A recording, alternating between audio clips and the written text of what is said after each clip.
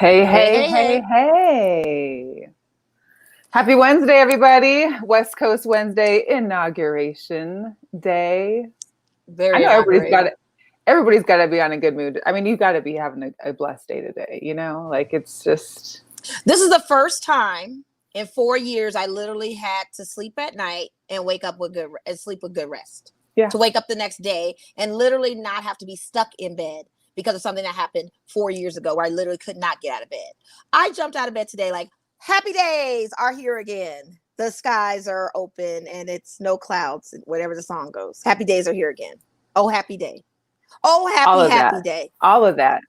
Yes, and I hope everybody else is having a very happy day. A lot of historical, monumental moments A today. lot of firsts, A a lot of lot of firsts, firsts a lot today. of firsts. Our Hey, Tara. first Black South Asian vice president who is a woman. Shout First out to ever Kamala vice Harris. president woman. Shout out to all the HBCU family. Man. What's up, HBCUers? Shout out to all Shout the them Howard out. University alumni. I Yes. know Shout out to all my the girls, Remy. AKAs out there getting it Yeah, shout out in. to all my girls. That's AKA. Shout out to my mom, who's an AKA. It comes Yes. from greatness. We wear these pearls. It's not representation of AKA. Let's be clear.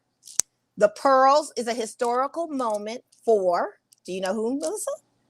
For what? Do you know what the pearls represent? I was just listening to this. Please tell me Okay. more. Give me the Okay. breakdown. So I'm gonna give you the breakdown. Yeah. Not only do AKAs have the 20 pearls, we understand that Yeah. for the 6 founders and the 4 that made the But there's foundation meaning for AKA. behind the But pearl. the pearls are symbolic more so because history was made many years ago by a wonderful woman named Shirley Chisholm, who was our first Black woman U.S. Congresswoman, who also was the first Black woman to run on a Democratic ticket many moons ago. She wore her pearls like a choker. That was symbolic to her. So we're doing it for Shirley. We're doing it for RBG. We're doing it for all the women that have paved the way. We're doing it for, and Shirley Chisholm was a Delta. So shout out to the Deltas too, because all of that encompasses everything of phenomenal women. So that is what our country should look like. All of these who've paved the way before and now the fruition of years later with the 46th president, Mr. Joe Biden, and his first lady, Dr. Jill Biden, who is just phenomenal. And then we have our first woman vice president. I mean, you cannot, I don't know if I ever would have lived to see the day. And I'm only 45 years old. I don't know if I would have, I probably would have hoped that I'd see something like this, but I didn't know if I'd live to see it. And that's sad. But I'm glad I'm I here and don't I'm think alive. growing up, did I ever think that the president would be a female, or that the vice president could be a female, or that we have a female running for president? I mean, we never thought those things growing up. We just, that wasn't the tone. Not at all. Not at all. Not at all. And we also have our first millennial in Senate, who I have a huge crush on. John Ossoff, I love you. You are 33 years old. You were born in 1987. You are the youngest senator below when Biden started. He was 37. John Ossoff is 33. Awesome Ossoff is what I like to call him. Out of the state of Georgia, who came through, is the youngest senator right now. And a shout out to him. Shout out to our first Latin, all my Latino brothers and sisters. Shout out to the first Latino male senator out of California. Shout out to him. I mean, that's Alex Padilla. Cali's doing their thing. He replaced Senator, now Madam Vice President Kamala Harris's seat, but we got to shout him out. We also have to shout out Rachel Levine, the first transgender assistant of health and human services. Let's get these first going. It's not about diversity, because diversity has always been there. It's about inclusion and having the voice. That's what we want. We want the inclusion. We know the diversity is around us. We know that aspect. But we want to be included in the conversation, in all the dialogue, to be part of the change, to suggest things to help make USA better. That's all. That's all we want to do. And I think we're going to get that done. So I'm very excited. Like I said, this is the first night I've actually got really decent rest in 4 years. I feel like a heavy burden has been lifted off our shoulder. I heard the weather was really nice in DC, minus 45. I'll take it. And then I also know they have a lot of terms for that previous president, but 2 ain't one of them. You get me? So I'm just very excited and elated and just happy, that this is just the first bump. We have a long way to go. I want to give a shout out to a very special young lady, Amanda Gorman from Los Angeles, a Harvard University grad, who gave a very impassioned poem. Amazing. It's amazing. And it's the, hey, Heather. And it's the thing that Black girls everywhere, we all can dream. Any woman can dream. Any person of color can dream and be the youngest as a poet laureate at the inaugural today. And I just think that is just another part of the excellence that we have and we possess as women. And I mean, any young girl can dream for that. We have never seen that happen. It's usually been to old, We've only seen Maya Angelou. So we invoke the spirit of Maya Angelou. We have spoke the poetry from Robert Frost, who has spoken at inaugural. We've never had one that was this young, 22 years old, who embodied everything and took the time. And it was a recommendation of Jill Biden. Jill Biden had been following her, that she speak. And the fact that she got a voice and a platform, I think it was amazing for everybody to hear that. Because we need to hear that. We need these truths. We need to know that our country is still hurting. There is a lot of pains. There's still a lot of work that needs to be done. And this is, this is kind of the acknowledgement. And now we need to move forward and make the necessary steps in the right direction.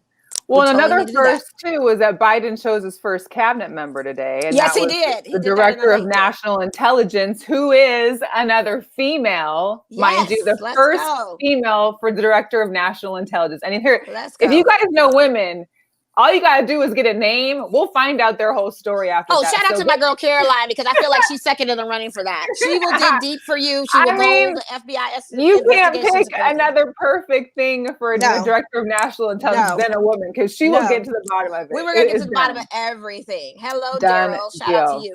It is a done deal, but it's a good day. I mean, we're going to get to the bottom of stuff. We're going to ask a lot of questions. Sometimes if we don't care, we're not going to ask, but if we do care, we're going to ask a ton of questions. Just know that that's what us women folk do.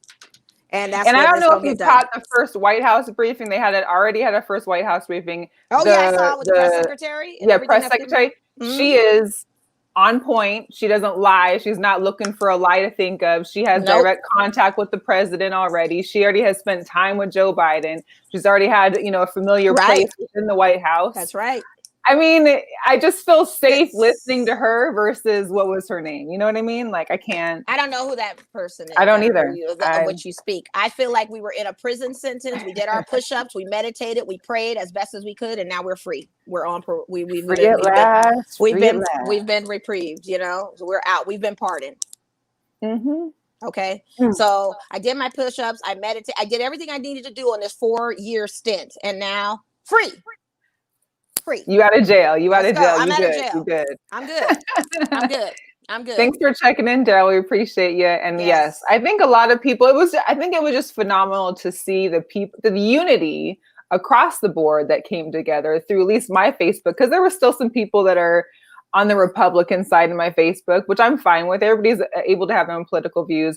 I think it was just when you went too far to the right with some of the things that we've had from our former 4-year person, that it was tough. So seeing people that are on the Republican side that are still coming, because everybody, I think, just wants this to be unified and to step forward. Yeah, but they got to make the step to do that. We've done our unity. We've done everything. And they've got to do the heavy lifting with us. And they've got to come to the fact and acknowledge that a lot of it they have. Yes, Beth, shout out to you in Seattle. I know it was. It was an amazing day. It's very super emotional. I didn't want to cry. I did shed a little tear here and there. Well, my cancer stuff, I had a couple tears. But I just feel like we're free. We're finally free. And over those on the bipartisan side, y'all just got to figure that thing out and get it together. For real. And I don't have that kind of smoke on my timeline. Everybody knows where I stand. Everybody knows where I'm at and how I feel. Mm-hmm. And so I don't see that side of it too often. But the fact that you do and that some are trying to go on a unity thing, I guess that's great. We'll see what happens. Donnell over here asking about the pardons, though. Yeah, I know the pardons were. Well, look at the guy of who he is. I don't even want to get into this. Okay, we got to talk sports. We're not talking about him. Like I said, it was minus 45 degrees, beautiful weather in DC, and sunny. Sunny. The heavens were. Everybody in heaven was shining down bright. Everything was good. Well. It was a good day. It just was a great day. So we have a guest. He is sad to say, But long time An Tampa Bay Buccaneer original. fan. Yeah, Yeah. he's an OG. He's not. That He's we like fair call it weather. the pre-Tom era. Well, we don't even call that pre-Tom era, and he's not a Tom Brady fan that went to Buccaneers. He's always been a Bucks fan. This is his thing. Always repping out of Tampa. We have Guru from Guru Speaks Let's podcast. get him on. Let's get him on. Guru, what's good? You and those glasses, bro. You and those glasses. What's up? How y'all doing? I'm good. Because you sent me a picture. You're like, Mo, I really want you to use a picture of the glasses. I'm like, no, you've got your cousin's little head peeping behind your shoulder. There's no way I can Photoshop that out. Not that there's no disrespect. I just needed you because all I could see was your cousin. I took my eyes off the glasses. I didn't even know you had glasses on in the photo. I kept looking at your cousin. Matter of fact, that was one of the Bucks headquarters that I was at. I actually took that picture with another Bucks fan. We all were there at that one night at my cousin's house, and my cousin was in the back, so she was trying to get a drink on. So it was me and my homie. We took the picture, but yeah, I saw the photo bomb. It was nice. We took that picture the night that we got beat on the primetime Thursday night by the Bears, unfortunately. So we all left the house, kind of upset. But yeah. No, I get it. I totally get it. Guru, we had to have you on because you are we like to say original Tampa Bay Buccaneers fan, because we have seen a lot of our friends and people on social media have all of a sudden made the switch. Indeed. They're following Tom like they follow LeBron. Like it's just something that just happened. So now there's all these new Bucks fans. And I know a lot of teams get that to happen with them once they win a Super Bowl or when some big move happens, they get all these new fans. But how long have you been a Bucks fan, and what do you think made the difference? I mean, we know it made a difference, but what all happened this season for you guys that got you to where you're at? Well, I'm 29 currently, so I've been a Bucks fan since I was I knew what football was since I fell in love with the game around 5 years old. You know what I'm saying? So we won a championship in 2002. I know Mo don't like to hear this, but we won a championship in 2002. I know.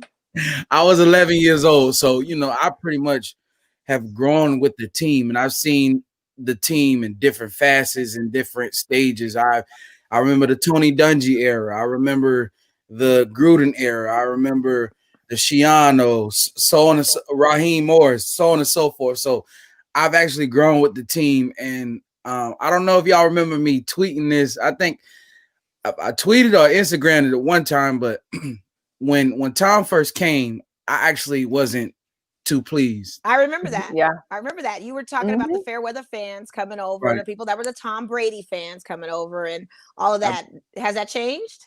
I still hold that sentiment, but because it's not him per se, he's just a player on the team.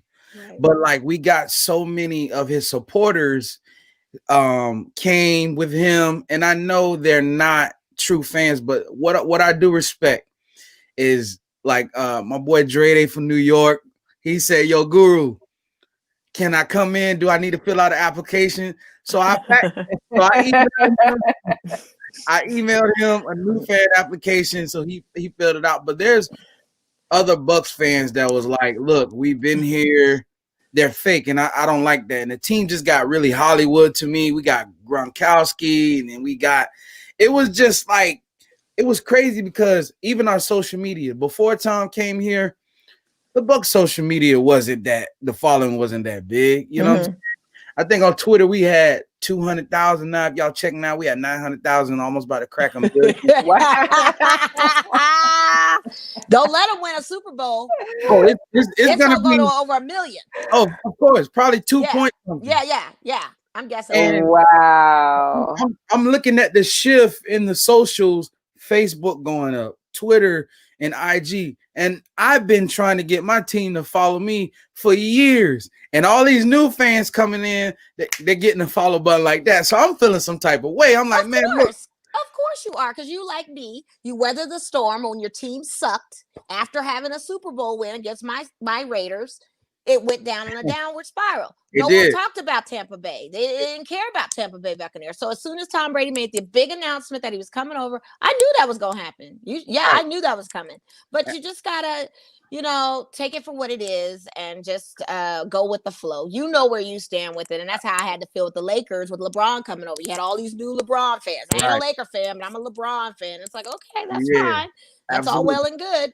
But just know, who the OGs are, and you are definitely one of the OGs. So I appreciate that. Yeah. So we got a question real quick from one of the listeners. So, do you really think that Tampa can beat Green Bay? I do, and I really do. From the bottom of my heart, I do. See, ladies, I believe in taking one game at a time. You know what I'm saying? Mm-hmm. I'm not focused on the Super Bowl right now. Do I want us to go? Of course, but we have Green Bay this coming Sunday at 3:45, I believe, or something like that. In Lambeau. At Lambeau Field. 23 degrees. East Coast time. Yes, East Coast time. So I think it's 6 o'clock for y'all, or something like that. Yeah, 5 o'clock, yeah. Yeah. Mm-hmm. So we're facing two things going against us right now. The weather, we're Florida. Yep. You know what I'm saying? Yep. I know for me personally, when it gets 60 degrees, I want to pull out a mink coat. I'm so cold. You know what I'm saying? I feel you on that. I feel you on that. The cold weather, and then the opposed to when we faced Drew Brees last week, Aaron Rodgers is still skilled enough to get the ball downfield. You know what I'm saying? Mm-hmm. But on the other side, the defense is not that good. Right. It's not as strong as the Saints defense was. So we got that working for us. It's gonna be a dogfight, and you guys know everything elevates in playoff time. I know we smacked them in the regular season here, but that was when they were getting ready to get everything clicking, and Devontae Adams just had came back. So now he's on a tear. That's one of my favorite receivers in the league. So it's just like they got great chemistry, but like I said, it's going to be us exploiting their weaknesses in their defense. And we pound for pound got top 5 defense in the whole league. You know what I'm saying? We got a bunch of young gunners on our defense that's, they bust heads with Devin White, Winfield, Carlton Davis, all these different guys. Levante David, of course, and 2 of our linebackers should have been in the Pro Bowl, but hey, that's none of my business. But I do think we can beat them though. And we do know.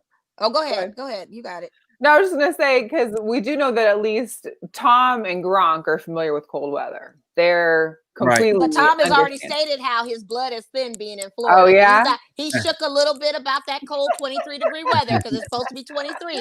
He said in a post-game interview against the Saints that he's like, I don't know. I've been in Florida for quite some time. My blood is thinned. We will see. Now, to me, in my opinion, if I was Tom Brady, I would just charter a jet and I would fly up to that cold weather if I could and throw some routes and just get ready for it. But that's another thing. If he can survive that after being in the heat, because people that move here from Vegas, from Chicago, and places like that, even they Seattle, come here in the summer, it gets extremely hot here. Your blood thins. We tell people 40 degrees, it gets very cold in the desert. They don't believe us until their first winter. Mm-hmm. So for Tom Brady, winter is coming. I do kind of have a little conspiracy theory about this whole thing though, because I'm noticing, and I don't know if you guys notice this, how the commercials are always showing Aaron Rodgers and Pat Mahomes. All Aaron Rodgers, all Pat Mahomes. Like it's a build up to predicating that the Super Bowl is going to consist of Green Bay and Kansas City. Well, I think because State Farm is a huge NFL sponsor, and those are the 2 State Farm guys are Aaron and Patrick. So, but it's even other commercials. It's Gatorade. It's everything. It's all of this. It's like it's a hype of getting them to the big dance, and the advertisers know, and it's some kind of. I feel like you might have had the same hypothesis in a previous year. Was that last year before? Maybe. I think maybe you have. I feel like you've had that. Maybe it was. I don't know. I feel like somebody's had this. I don't know. Before. I just found the whole hypothesis very strange in the last few playoff games. But we'll see with these divisional games. What can you expect, Guru, from the line? Is AB gonna ball out? Are we gonna see Gronk getting more catches? What are you expecting in this game? Pretty much. I'm expecting execution. I'm expecting. I know I personally on Twitter gave in our offensive line hell, especially our left tackle.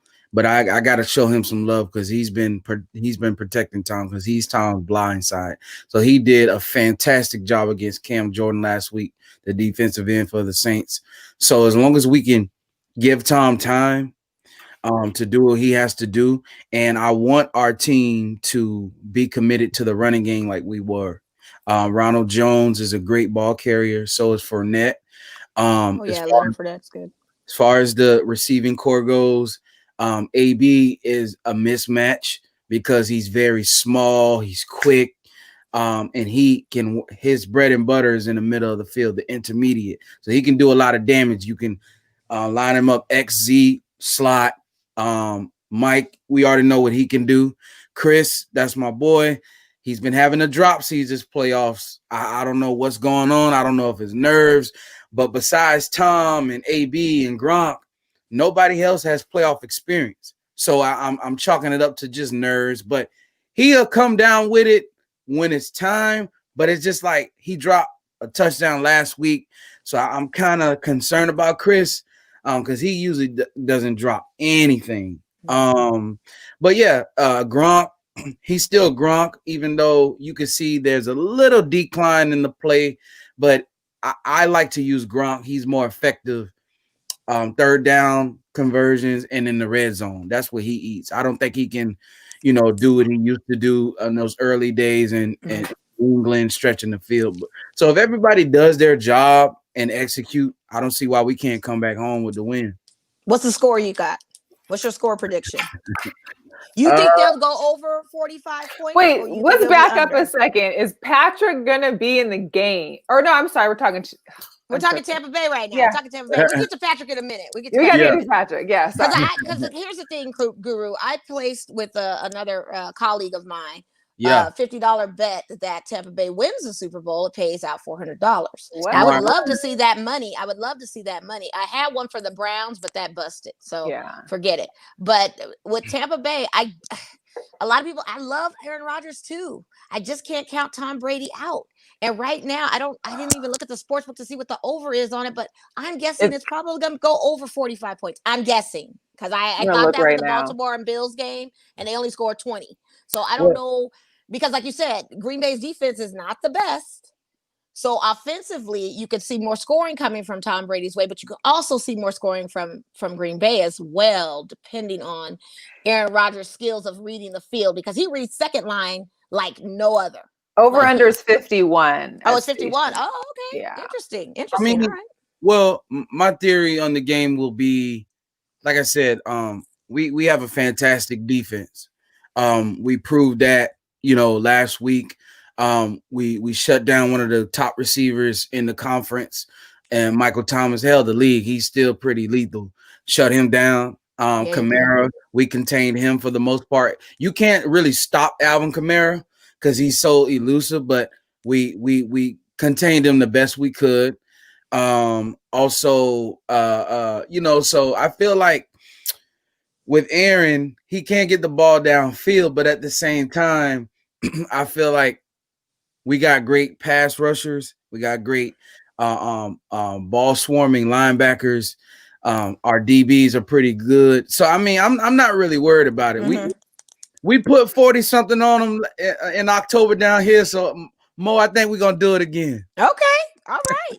I'm curious to see how the Packers defense goes. I'm curious to see if Tom gets sacked or not, because the Packers do have a decent defensive line that can get through. I mean, we got some young hogs up front that it's a fence. So you know what I'm saying? Yeah. And it's funny because last week, ladies, I was gonna bet $1,000. I was gonna bet $1,000 on my boys. But the person I wanted to bet, he was running from me. I guess so. That's a hard one. That's a hard one. No one wants to pay that $1,000. Now that's a lot. Your boy Dre chiming in. Yes. Hey, Dre. We gotta get him back on. We gotta talk about the Bucks fan for 2021.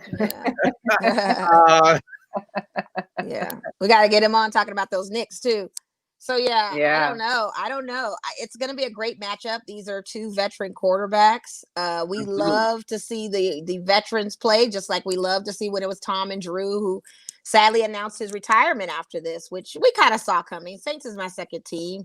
He had so many surgeries, so much of injuries. Like, for him to come back out there like that and just play as best as he could, I had to give him props on that. Jameis Winston, though, Jameis Winston, he got that revenge. Like that.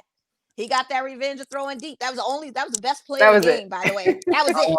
And I almost to the point where I wanted to tweet, bring Jameis back in. But I knew it was Breeze's final moment, so they had to keep him going. But, well, it hasn't been. It's not for sure. It's not for sure? No, he hasn't. He said he didn't make up his mind at that point. The media was anticipating that this was going to be it, but when they interviewed him at the end of the game, he was like, I'm just going to take some time to think about it. I think we all kind of foresee it probably happening. Okay. But he didn't make it official. So he didn't officially announce like he didn't do a Rivers. He didn't pull a Rivers. Okay. Yeah. Well, Rivers we knew that was coming too. See, ladies, here's the thing. Last week with the Saints, that made my heart smile because out of the whole division, I hate the Saints the most. What? Yes, and I'm gonna tell you why. It runs deep with me. Okay. Atlanta, they're cool. When I go to Atlanta for the games, they show Florida boy love. It's all good. New Orleans, their fans are very, very disrespectful.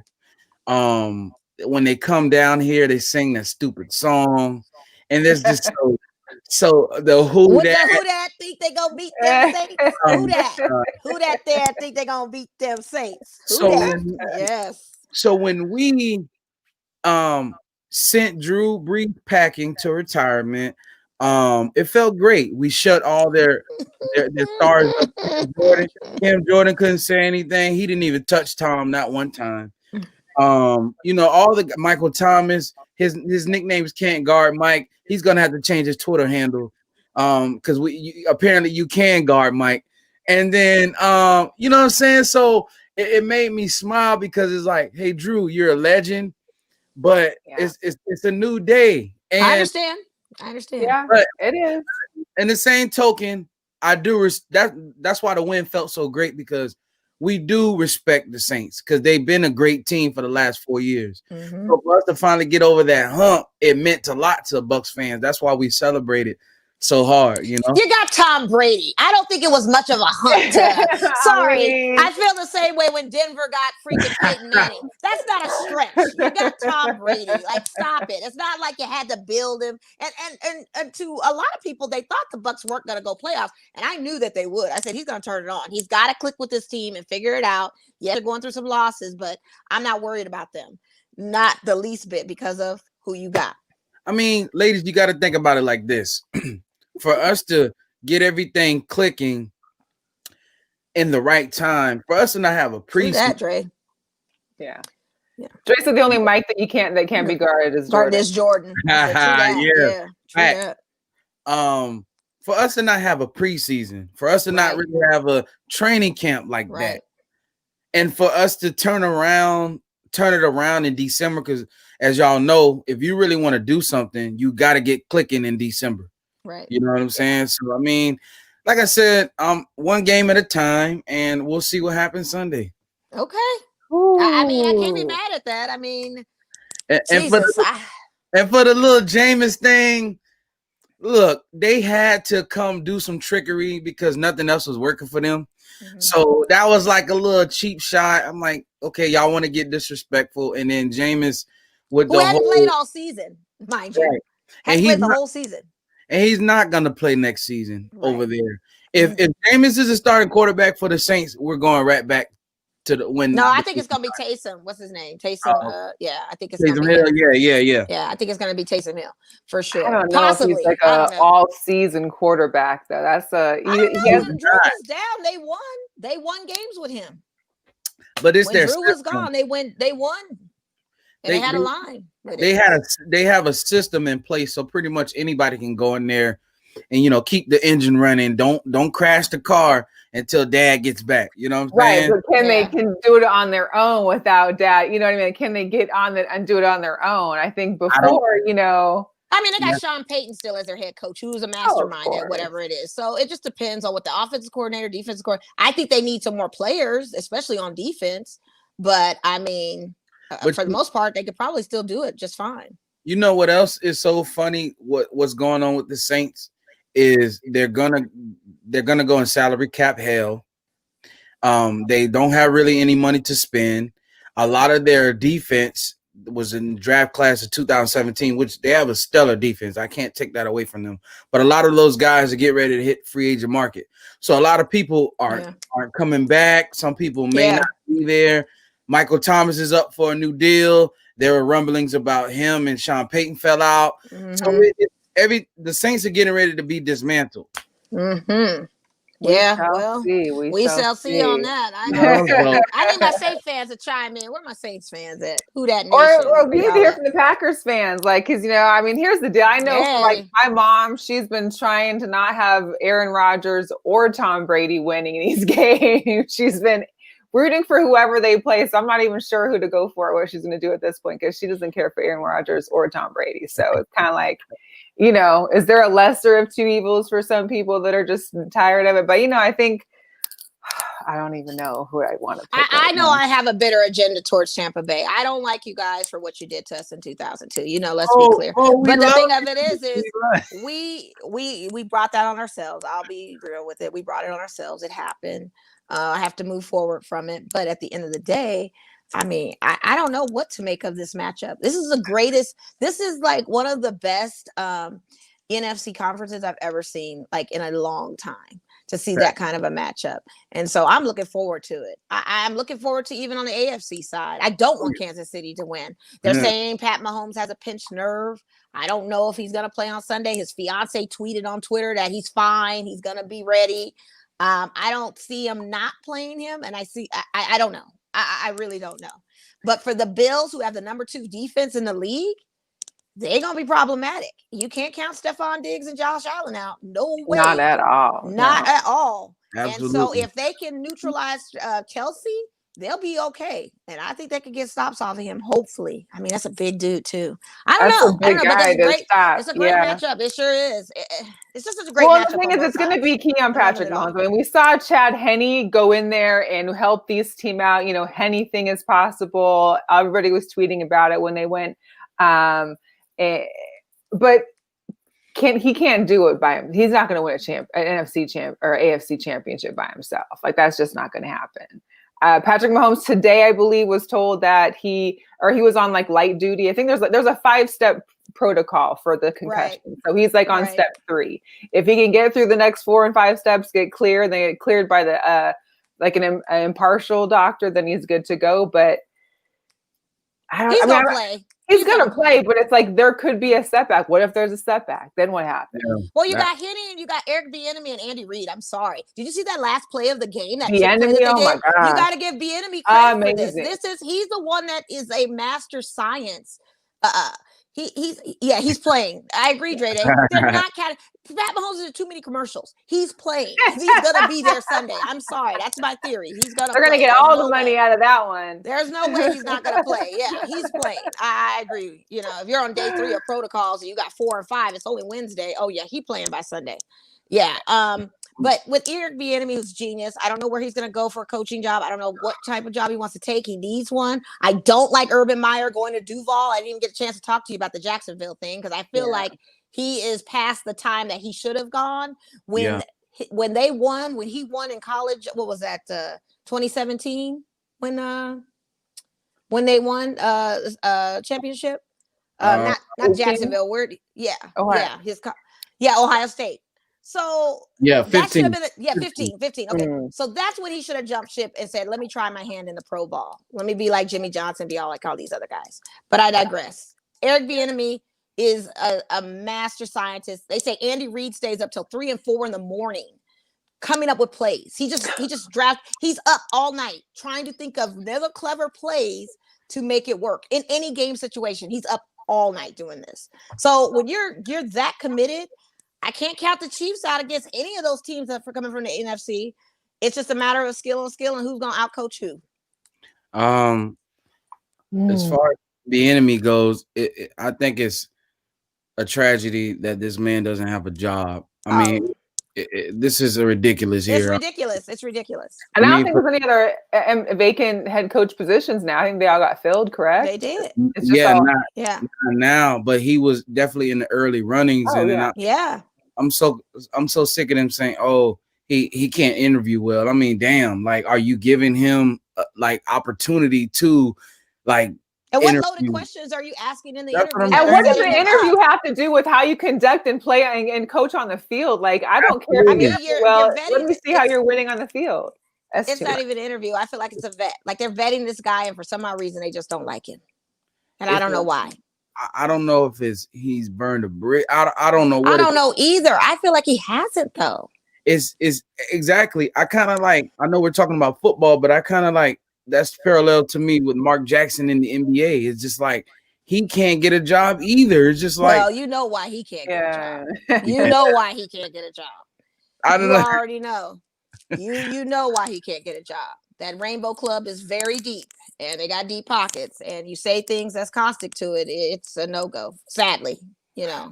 I mean, he's making great money doing the finals. He is, and he's got his church in LA and all of that, and he's very on that. So, you know, I mean, he's got a big church. I mean, that was part of the reason too. Like, he had he has a big church in Southern California. They're up in the Bay. That was conflicting with him trying to coach and do the church and all of that. And then he was kind of preaching what he needed to do personally to the team. Like, it just doesn't fly when Golden State has a GM and president of operations who's Team Rainbow. You just can't do that. Yeah. And so with that kind of caustic mistake, sadly, it's not getting him back into that pit. But Eric Bieniemy, there's no reason. There's no excuse as to why he does not have a job.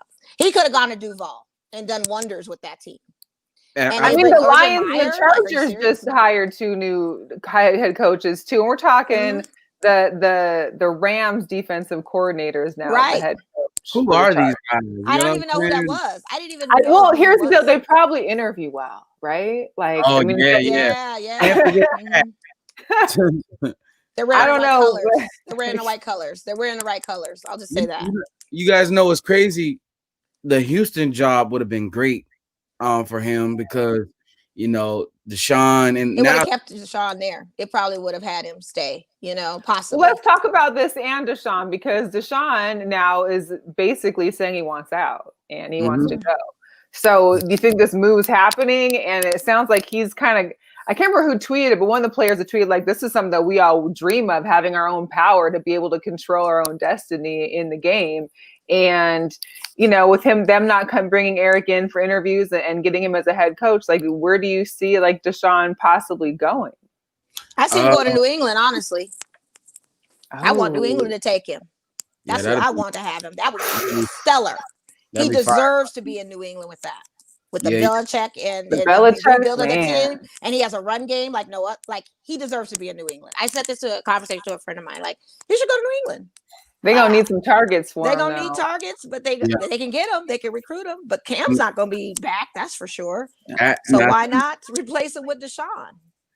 Yeah, I agree. Deshaun is a very talented quarterback. I wish we can get him down here when Tom leaves. But I know he'll be long gone off the market by then. But do I feel like he's gonna leave? I mean, we'll see. It, you know, because you guys know when you want to trade, the other team has to accept, and then they're gonna want compensation. Right. Or just like I don't know. Well, your boy just chimed in on that one too, Dre, and Patriots got nothing to offer. I mean, they really don't, because they broke it up. I mean, they really don't. Edelman is on the other side. I mean, they really don't. But at the end of the day, if they can draft better with having him on the roster, I don't know. I don't know where Deshaun can go. I thought about maybe Jacksonville, but they're probably going to go young and they're going to draft somebody. I don't know who needs a quarterback right now. Colts do. Colts need a quarterback. Same division, yeah. Yeah, Colts. Niners or Jets. Ooh, the Jets got a new coach too. I wouldn't dare send. I think when you go to the Jets, ladies, that's like the bottomless pit of your career. Like, you're done. Heck yeah. Look Even at Le'Veon. Even Trevor Lawrence didn't want to go, and he was expected to be drafted. He was trying to pull a Eli Manning, talking about how can I get out of this situation. Exactly. Like he's not trying to even go there. You know what I mean? Listen, don't He's gonna even be the get number me one draft started pick. on the Jets, because you know Seattle had a discussion with Adam Gase for the offensive coordinator position. Oh, that's right. That's right. Y'all did. Y'all did. Didn't hear nothing, so I'm hoping it just washed. And hopefully he didn't interview well and then swept underneath the table. Yeah. Well, at least y'all entertained it. You know, I don't know anybody else that is, but we'll see. Well, we're still looking. They've already, I think, interviewed like 2 or 3 guys. I don't know. I know that Russell wants to be in on the discussion, so. As he should. Yeah, they paid him so much money. He needs to have a seat at the table. Yeah, because we're gonna need him to be working this next year. Ain't gonna be no. Well, just, he needs to get his money. He needs to. We need all his 17 weeks. We need all 17 weeks. You know, all 16. Yeah. We're not gonna do no 10 and 5. We got to get hard all 17. No, I wish y'all luck on that. You know, it's crazy. It's like when the Seahawks. I've been impressed for them to kind of turn. I know how the season ended, but for them to have success after, you know, the team was predicated on defense, the LOB, and for them to like cater to the, you know, kind of like tailor the team towards offense and get a stud in DK, which is that was a steal. I wish we would have drafted him. Listen, I was watching him all draft day. I was ready for it. I was ready. And you know, now is Russ's team now, you know, and he played great. I thought he was going to win the MVP like towards early mid-season. Right. But, well, we all did, and then it just fell apart. You know, Aaron Rodgers week 7 happened, and it was like. And by the way, Aaron Rodgers is getting the MVP, regardless of the outcome of this whole thing. He's no question. He can't. You know, it has to be him. It really does. He's proved himself. Now, what's up with Melvin Gordon though? Coming from the Seahawks, he's in a little bit of trouble. He's not even welcome back. Huh? Didn't he? Yeah, they suspended him again for substance abuse. Not Melvin Gordon. Not Melvin Gordon. I'm like Gordon. Melvin Gordon. Josh Gordon. I'm tripping. Josh Gordon. I knew it was a Gordon. It could have been Gordon from Sesame Street. Whatever Gordon. You making me think like, wait a minute. Did we have Melvin Gordon? No, yeah, Josh Gordon. My bad. I think Josh. I was just telling my uncle this like the other day. I think Josh has got like 100 chances. And you know what I'm saying? And it's just like, come on, man, for Seattle to take you in and well, hell, all of the organizations were very patient with him. Because before Seattle, it was New England. They were patient. Yeah. And it's just like, man, do you understand the opportunity that you have? Like not too many people can say they made it to the league, and for you to, and I'm not taking lightly fighting your demons, because I know that's something very serious. But what I'm saying is, it's just like, you gotta want to change. You can't just play with it like that. If you want to be serious and focus, get your mind on football, do that. But you can't have your feet in both. It's not gonna never work. And obviously, we're seeing now, you know, why it's not working. I think Josh got too many chances. I think now he should just think about what he's going to do in the future. Maybe he can stay around the game and go into coaching or something. But as far as playing, I don't know. I feel like it's too bad. I feel like the story has more to it that we still don't know, because if you've noticed, even when people talk about the situation, no one's actually said, here's what happened to make him lose it again, to lose his ability to play again. It's always been like, well, we probably think it has to do with the drugs, or it could be, but no one's been able to just say, hey, he tested positive. But then I feel personally that it's got to be more than just the marijuana, whatever he was getting buzzed for. Yeah. It's definitely. But I think it's also like, clearly he doesn't have the right people still in his corner. No. Like if you were locked down and had the right people with you, no matter what. I mean, look at Delonte West. He got someone in the right position for him to help him out. This man went through rehab, got a job with rehab facility that he was at, and now it's turning his life around. But you gotta want to help it, and you gotta hit rock bottom too. And I guess he just hasn't hit the rock bottom. Yeah. But it's definitely wasn't there like a death in the family? Did he lose a brother or something? Like, is there certain things that happened to him that got him? Oh, okay. I think so, but I mean, it's unfortunate because Josh is so talented. He is super talented. I've been waiting for him to return all year. I had bought a hoodie off of his line. I was ready for the comeback game on like week 16. I was ready, and then the news hit, and I was like, "What?" Like, actually, he was DK before DK, right? As far as build, yeah. You know, people saying he was like Megatron 2.0. You know, he was that hybrid. He was like the hybrid of the next DK in between. The big, he was big, physical, and fast. You know, it's just unfortunate. You know, some guys. It's a sad scene. It's a sad scene. Very. It's too bad. It really is. Well, hopefully he'll get right. He has to. I don't know. Let's hope. I have a question for you, Guru. So if Tom Brady were to win the Super Bowl, do you think he's retiring after that season with the 7th ring? I mean, knowing Tom, like he loves the game, he'll probably come back and finish the contract.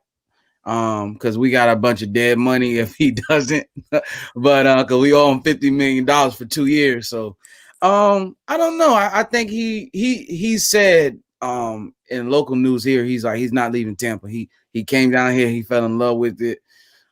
So he's gonna stay here, but I don't think he'll walk away from the game. I think he'll still come back. For the second year, we'll draft a guy and he'll be that mentor to the young guy. So hopefully, but if he does leave, Tom, you came here, you gave us a chip, and we finally can say who was the better out of that marriage between Belichick and Brady. But we're gonna wait to that actually. I was gonna say he gave you a chip. Hold up. I like the presumptionist. I just was letting him flow. Go for it. Go for it. So how many Lombardi trophies would that be? Would that be going on 2 or 3? Where are y'all at? What, for the whole franchise? Yeah. How many y'all got? Two.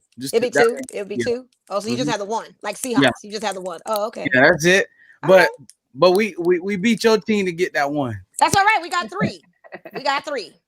We working on a 4th. But you like 20 years older than me, so it don't even matter. And that's a crazy problem with the Seahawks fans. They get 1 Super Bowl win, missed opportunity on the second one. They don't know how to act. They don't know how to act. And there was a third in there that we missed. We never even talked Seahawks. It was never a time until Russell Wilson came and Legion of Boom, got Marshawn Lynch and all these people. They won a Super Bowl.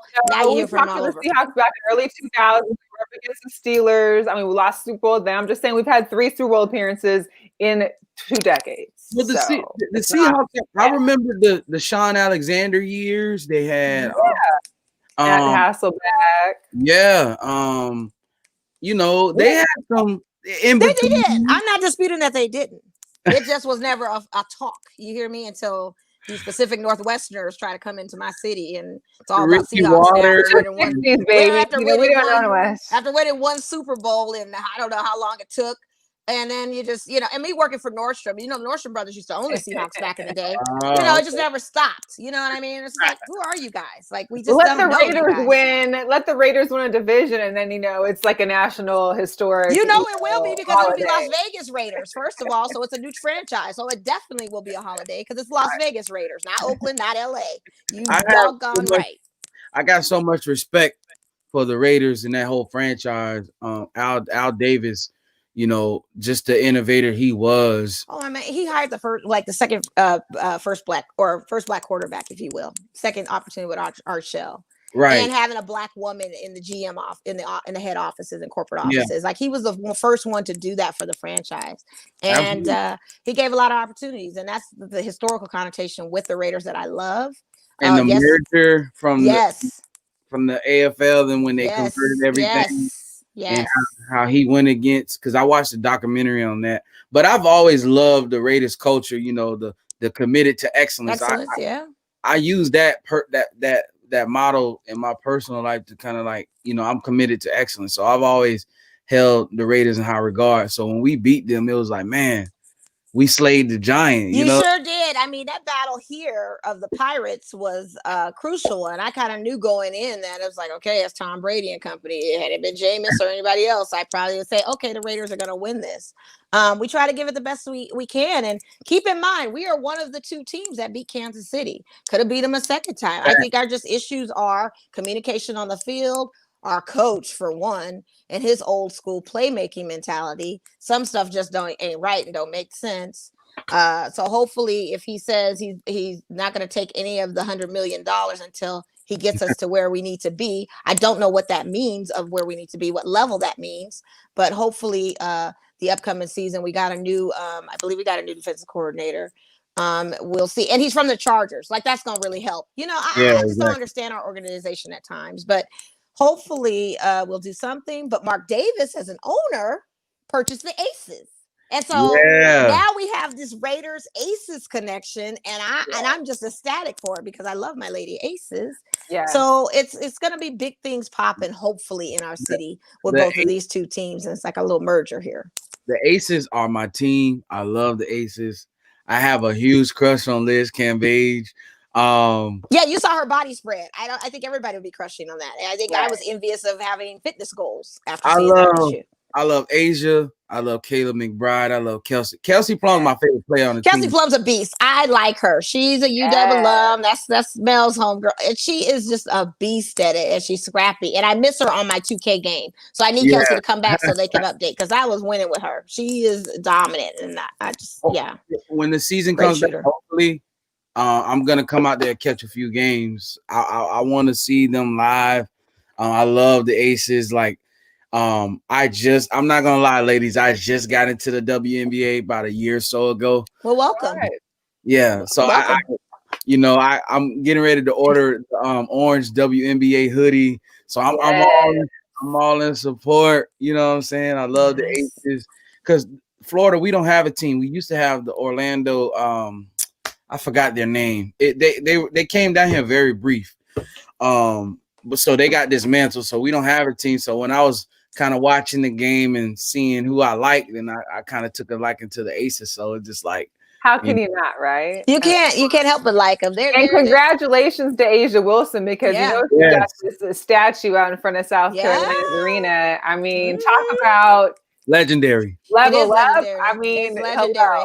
And it was like, and on a campus where she quoted her grandmother couldn't even attend and walk on. So it's very historical and very on MLK Day that they actually had the ceremony. It was monumental. It was amazing, and I big ups to her. She's she's a rating MVP, and you can't deny that. And she's just Orlando Miracle. Okay. Yeah. But you know, even if Florida would have bring the team back, Aces, that's my squad. I'm all in. Hashtag all in. Yes. That's the hashtag. Now they're contracted still for Mandalay Bay for the next couple of years, so they possibly will be staying there. I don't know where their new home will be.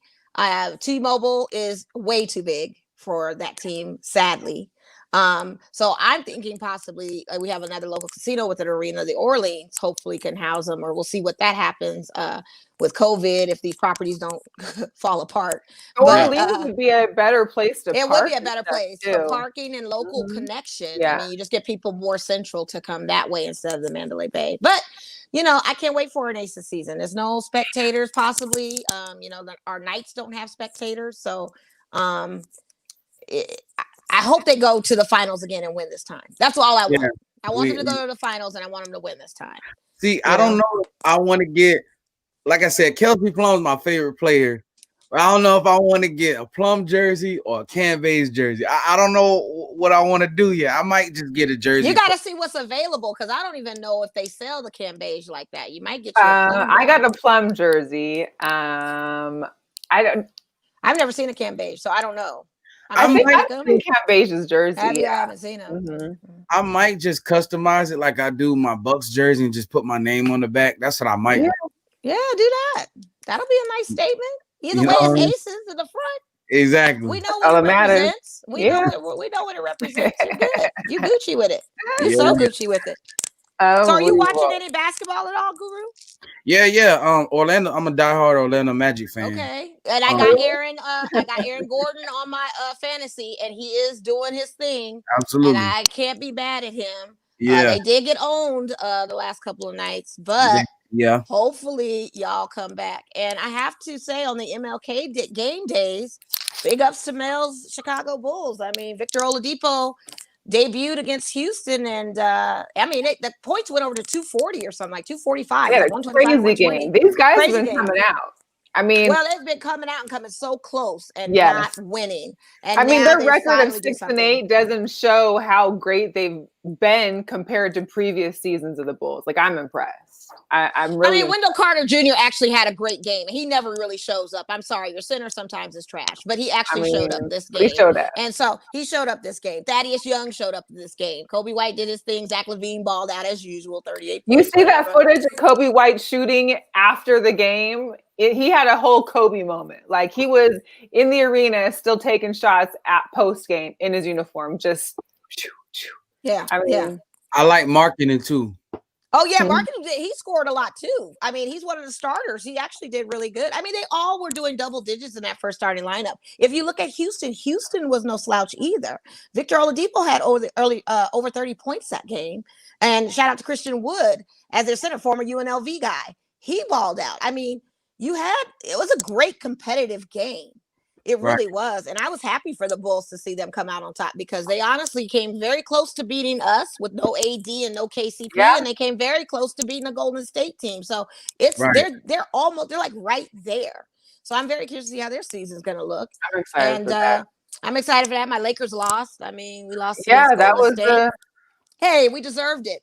You don't go up 19 points. 19 points. I mean, again, lack of communication on the second half. KCP, where were you? You scored 4 points that game. What the heck? You played 20-some minutes and you only scored 4 points? Like, what the heck is going on? When LeBron yells at you on the court, if I pass the ball and it's a buzzer, you need to take the shot. Take the shot. Exactly. Take the shot. And Kuz, I love Kuz. Kuz did great, but his 3-point shot is never too much in the corner. And he was trying to really force some corner threes, even when he was open. Just wasn't working. LeBron traveled. They caught him on the traveling. We had tons of turnovers. I mean, it was just one of those games that, hey, it was my mom's birthday that day. You got your birthday present, Ma. Golden State won. I can't be mad at it. MLK, it is what it is. It is what it is. Mo, I thought they were going to move Kuz before they gave him a contract. I thought a lot of people thought Kuz was going to leave, and he didn't. And I was kind of shocked that he's still with us. But to his credit, he is actually better this season than last season. I think he finally got the wake-up call and realizing where he's at and what he needs to do. So he's actually been stepping up quite a bit. And not to mention, Trez Harrell has been dominating for us too on our rebounds. When Marc Gasol is not in, he's been doing really good. And I have him on my NBA fantasy too. I'm playing this girl named LeBron James, and I'm trying to kick her butt. So hopefully Aaron Gordon and all of them, because she got a stellar little lineup. But hopefully, with having Aaron Gordon, that helps a lot. Because I knew when I chose him, I was like, I like him a lot. I really do. And can we talk about how ballin' Melo is right now for the Hornets? Yeah, and he's better than his brother. They were tweeting the other night on that Pelicans game how Lonzo was in the game for 22 minutes and scored like maybe 4 or 5 points. I mean, Twitter went in. But that's not Zoe's game. Zoe is a facilitator. That's my boy. Like I like Zoe. You like him? You really like him? I did. Even when he was with y'all, I did. Nah. But Mo, look, check this out. People already knew that he was the one that was going to be, I think, the successor in the league. I think. Did we? Because I hope there were people that I was looking at. They were like, "Yo, he's going to come in the league and blow it out. Like he's." Oh, you're talking about Melo. You're talking about Melo, right? Melo, yeah, for sure. Yeah, but Lonzo, no. His dad jammed him down Magic's throat. See, LeVar's the type of guy, like if Magic's leaving his office in the parking lot and LeVar's waiting at the car. Like, I'm going to jam Lonzo down your throat. This is UCLA. This is that. You jammed him down our throat. He was not productive. He went with that 3-way trade for us to get AD. Sadly, Brandon Ingram had to go with him. I do like BI, but sadly he had to go with him. But Lonzo, I'm sorry. You are right there in the low post, and you don't take a shot. You don't do a layup. You pass the ball. That's his game. No, that's not a good game. Then that's not contributing. That's not contributing.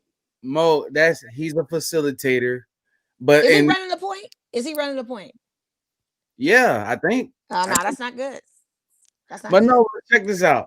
A lot of people don't know this. His first year, he was All NBA second rookie, so he has some accolade to him. I think Zoe.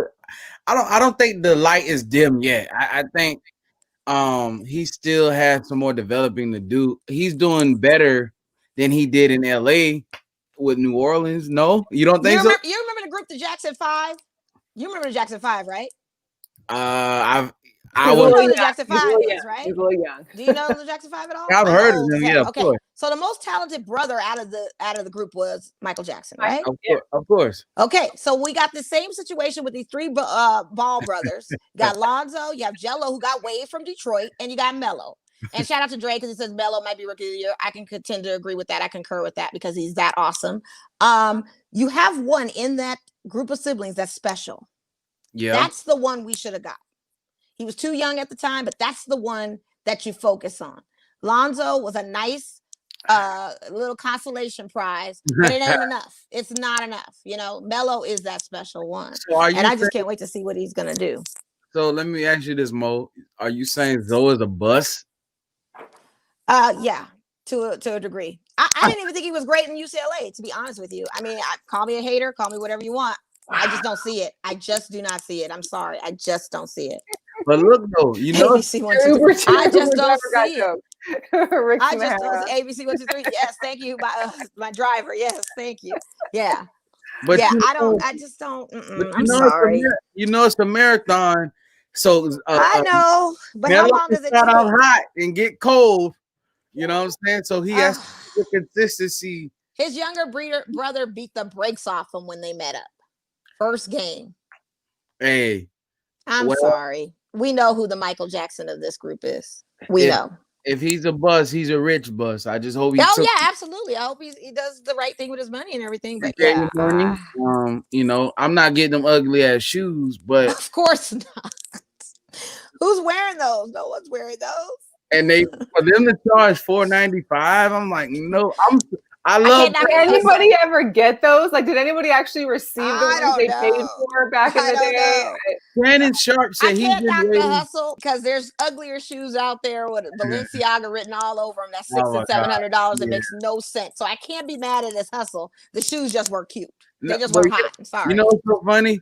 Shannon Sharp said he's been waiting almost 2 years for him, and they got a bad review from the Better Business Bureau. They got an F on customer service. Yeah.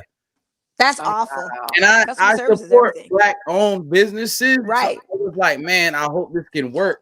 But if you're charging, not like that now. Well, you better stick to Off-White and Fear God and those other Black-owned designers because this ain't working with the Baller Blend. You better do that because or Yeezys or something because that's not gonna work. Like it just didn't work out. You know what I mean? It just did not work out. I love Jordans. I'm not paying $500 freaking dollars. No, I get you. I love the Jordans. And shout out to the Jordan Dior ones. Whoa! Yeah, those are nice. Had on during a inaugural. Mina's husband was wearing, that's Kamala Harris's niece, Mina. Her husband had the Jordan ones. Dior edition came through. Dior, yes, and the mids. One of them was wearing the mids for the women.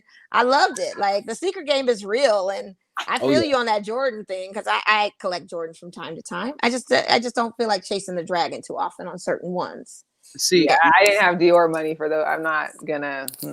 I entered that raffle. I thought I was gonna get picked at Crystals. It did not happen. It was not meant to be. Save me some money. Same thing with me, but I'm an OG Jordan collector, so I don't I don't chase the colorways. I just get like the OG Jordans, and then they're a little bit more pricier, but I like. What's your favorite series? What's your favorite series out of them? Do you like the ones, the threes, the fours? Like I'm a ones, a four. I do one pair of fives. I do a couple retro twos, but I'm mostly 11s. I love 11s. I can't go past 11s with 13s. And I'm 1-3-5 mainly with a 4, I think, or 2.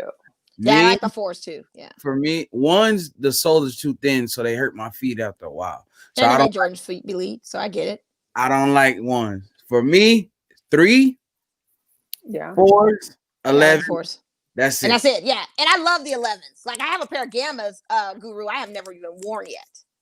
I sit in line for those joints, and I just got the Jubilee ones, but I only got them because I needed an 11 so I can do it. I want to do an official Jordan wall clock where I use a shoe for all the numbers. Oh, yeah. That'll be so I gotta have an 11. Just like eventually I'll have to get an 8 and a 9, which I hate 8, 9, 10. Like I just and you gotta get you a 12 too. You gotta get them 12s. Yeah, I know. Yeah. I still have my Space Jams that they're still on ice. What year Space Jams though? The latest ones, the last Christmas ones? Yeah, the 2016. Okay. With the new soul at the bottom, the clear. Yeah. The Concord with the Bugs Concord. Bunny, Yeah. you know. I only But got the Concord lows. I didn't get the. I still don't own a pair of Space Jams. That's like my chasing the dragon type of shoes. Sought off the unicorn that I want, and I can't get it.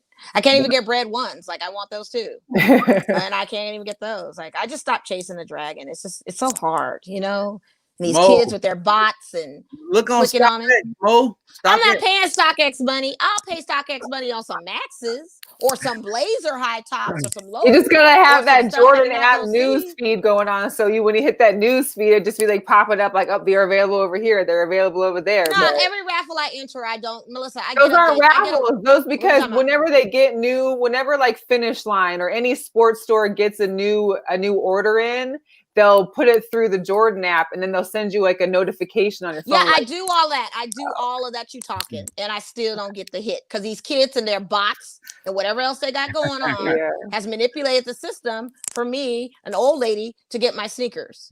Now, sometimes, occasionally, like a package will show up and my brother comes up on a coup and I'm just like, oh, you got those? Oh, nice. You didn't tell me you was getting them. You know, so I miss out on that kind of thing. I even have a nephew. Do you hear me? I have a nephew that works for Foot Locker. I can't get shoes from him either. Dang. Yeah, it's tough. So he'll try to get me shoes, but he has siblings and he has a dad who's my brother.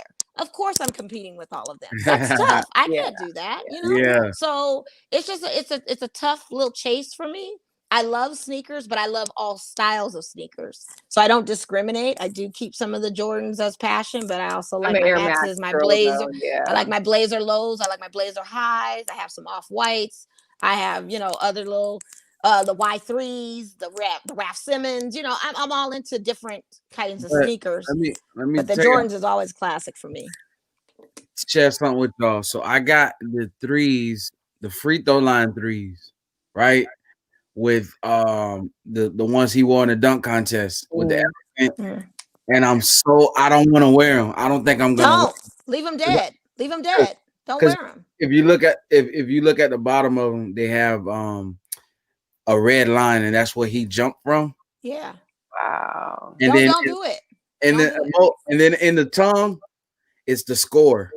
So yeah, don't do it. Don't do it. See, the shoes like that, you have to be balling enough to buy two pairs, one to wear and one to keep up. You can't. You got to keep that dead stock, honey. Don't open. Waiting for I had my Concords on ice, but my cousin had asked me to be the photographer. I'm a photographer. I have a business, right?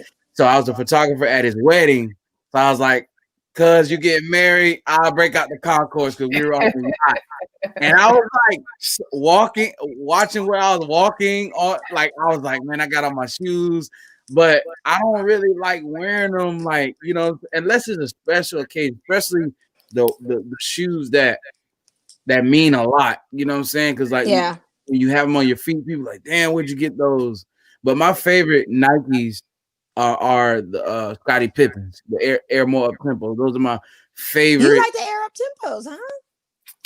Yes. Do you like the Westbrooks? I kind of like the Westbrooks now, and I kind of like the Kyries. Like one series of Kyries, I kind of like too. Like there was ones that came out like in a purple and black. I kind of liked. Kyrie has ugly shoes. I don't like Kyrie. I like the one. I like his ones that he had a few years back. Speaking of Kyrie came back today and they lost in double overtime. Oh, they did against the Sixers? Did they play? Who did they play? Oh, they played the Cavs. You know, Cavs had given Kyrie a whole like video montage of him. Oh yeah, being he showed there. his ring finger. Right. Yeah. But so you got KD, Harden, and Kyrie's back, and you lose. We knew that was gonna happen. Double overtime. Yeah, we knew that was gonna happen. It's too many balls hogs on the court. We knew that was gonna happen. It slows up offense, and who's gonna score? You got to divvy up the scoring now. It's too much. I was just checking on scores. We were talking because our Vegas Golden Knights are playing today. We're 3-0. Hockey is back. You be doing the hockey out there? The hockey. I mean, the Lightning. They were they just won a championship. Right. I'm not really into hockey. You know what I'm saying? It feels great when It's got to grow on you. It's got to grow on you. Well, the sportsbook has the Lightning as the odds to go back to the Stanley Cup. I think they're like in 3rd or 4th place. It's Colorado Avalanche. Everybody's saying that'll be the number 1 contender. Then the Knights are like number 3. So yeah, but we're up right now 2-0 against the Coyotes. We actually have 4 games straight with the Coyotes, which has like never been done before without being in a playoff situation. So they've got 4 straight. They go on their first road game to Arizona. But here's the deal. We still can't have fans here in Vegas. But in Arizona, they're selling tickets. So if anyone wants to go to a Vegas Golden Knight game, hop on the plane or drive down to Arizona because they will be there on Friday. Who's goalie tonight? Fleury or I'm not sure if it's Leonard or not. Leonard played last time. Well, they've been rotating him. Flowers was on the 2nd game. Yeah, which I think this is a reason why. What? How far are y'all from Arizona? About 3.5, 4-hour drive. Yeah. Yeah, it's not Phoenix bad. Suns tickets went up, so I missed my window on that. Fleury's playing, but this is a key reason why it's so great now that we have 2 great goalies, is because when we're playing the same team 4 times straight, you've got to keep on rotating that matchup and keep rotating your line. Absolutely. You can't have them knowing how you're playing. This is pretty much like a playoff series almost. Having to play 4 games straight with the same team. That's a lot. I'll take the 3-0 though right now. I'm all about it. Sure, That's my born and raised Vegas team, so I'm all about the Knights. Let's go Knights. I'm going to try and wrap this up only because, I mean, we could talk all day, y'all, but we've already been over an hour and 15 minutes. I know it's getting late over there for Guru and stuff. Guru, we've appreciated you, but I did want to mention a couple. I've got UFC this weekend. McGregor's back. Right? Is it Fight Island this week? Yeah. No, Fight Island was today, I think. Was it today at Fight Island? I don't know. I can't keep up. All I saw was McGregor. I was like, wait, and I keep on seeing his posts, the stuff about him coming back. And yeah, after he said he was retiring. Yeah. That's how it goes. But of course, girl power. Sarah Thomas is going to be one of the first NFL officiators to be in the Super Bowl. That's going to be so major. I cannot wait. And also for LA Sparks, Sheenie, I can never say their last name right, Ogumake. Because she's doing ESPN sports documentary on the WNBA's 2020 season. I can't wait to watch that. And that Tiger Woods documentary, by the way, if anybody's watching that, the final episode was part 2, and it was amazing. It was good. You got to tap into that. You may not be. So was he part of it? Was he in on the documentary, or was it? See, that's what my question is, because they didn't personally interview him. But I'm sure they got approval from him to do it. I don't know. But see, some of those people that were talking, except for like the guy that was the family friend who had, he was like, he had their backs. Who got fired? All those women and stuff, not the golfer, not the caddy, but the other guy, the black guy that was like the family friend. He was always talking about Earl's Tiger. Friend. Yeah. Mm-hmm. But all the women on there were only there for one reason, because they got burned, dissed, or dropped by Tiger. Well, they thought he was the only one. He sold them such a. But even his best friend's talking smack, or supposed best friend, but because he basically ghosted you at some point, you now are out here talking in his business. But the thing of it is Tiger's got issues. He's got major issues, and he didn't go to the necessary therapist during, or after his dad and all of that. Mm-hmm. His upbringing was crazy. He had a Tiger mom for one, and then his dad was a Tiger dad. Like, he had no social interactions with people whatsoever, and the few social interactions he had, I mean, an ex-girlfriend still holds on to a letter from the 90s. And has your videos still of you dancing in their house? I mean, it's Tiger Woods. I guess you thought you saw it coming that he was going to be famous, and you kept it anyway. I don't know, but he has a lot of issues, and the sad thing is, when he said the term compartmentalize your feelings, that's danger zone, because you're not releasing your feelings or any kind of thing to express how you really feel. You take it out on vices. And I'm sorry, but Charles Barkley and Michael Jordan are enablers. They were not the right clique for you to be with in Vegas or any type of at that age. At that age, well, it just their lifestyle was totally a different level than his. And to introduce him into something like that, it just was caustic and dangerous. They had been in that life. Had a lot of issues. Exactly. And they've been in that life. They've been doing that dirt and doing what they do. So it was just crazy to see how this man just came on a fall of grace. But what I thought was very interesting was how the one guy from Augusta was like, I'm ashamed. I'm appalled. I Oh, can't believe the he did Augusta this. Masters Yes, person. and I can't believe he's just disappointed us all and all of this stuff. And so the thing of it is with Tiger Woods and being a black golfer, Kablasian or whatever he wants to call himself, you have people that are just riding the wave off of a hype of being entertained. Once you disappoint them, entertained, they feel like they're taking it personally. It's none of your business. He's out there. Let him golf and do his thing. You didn't have to say all of that. You did not have to do that. He was going to go on an apology part tour. of that You didn't interview have to say that. The best part of the best part of that documentary was Brian Gumbel. Like, what Brian Gumbel said. He could have done the whole thing himself, and I would have been listening to it like perfectly. Like, well, that was the best thing I had to agree with Brian Gumbel on. I usually don't agree with Brian Gumbel on a lot of things, but his show on HBO is good. But that little statement he made, it was an interesting point because it's a race-related type of situation. And it's Augusta, Georgia. Like, come on. Well, the history of it is that you don't need to say nothing. It's none of your business. Like, first and foremost. No, he didn't have to say anything. It wasn't necessary. But that's how they do. And so that's kind of crazy to me. But the fact that this man went through all of that, all the surgeries, out for a year, not able to walk, to come back and win another Masters, and that's excellent. Yeah, that is just and the fact that he said in his documentary that what changed me was I had to love playing golf. It didn't come off. And you saw his face change. You saw how he was enjoying it. Yes, all of it, because he got back into the love of the game. And when you love something that you do, you're going to be very great at it, and that's anything. Yep. Yeah. So it was just an amazing documentary. I suggest everybody checking it out. It's on HBO Max. Shout out to my guy Chris Scott, who's also doing a documentary. He did one on the Action Park. I want everybody to check that out. I'm just going to plug him real quick. And there's going to be and even Under the Grapefruit Tree with CC Sabathia. That was a great documentary. Check out these documentaries on some of these guys, because they have a lot of struggles that we didn't realize they had, and the adversity and the overcoming of that, and just living to tell the tale is just incredible and amazing. So shout out to those guys. Ladies, before we wrap up, I do want to thank y'all for being on my panel last year. Oh yeah. Yes. You know what I'm saying? So I want to tell y'all thank you. I know I said it private, but publicly, I want to say thank y'all for helping me, be a part of that. And I'm gonna do it again. So I'll definitely have y'all back. You know what I'm saying? So be on the lookout for that part 2. Okay. We ready for it. We ready. Guru, where luck on Sunday. Yeah, good luck on Sunday. Although I'm still undecided on who I really want to win. But where can people find you, and when is your podcast usually on, and daytime, whatever?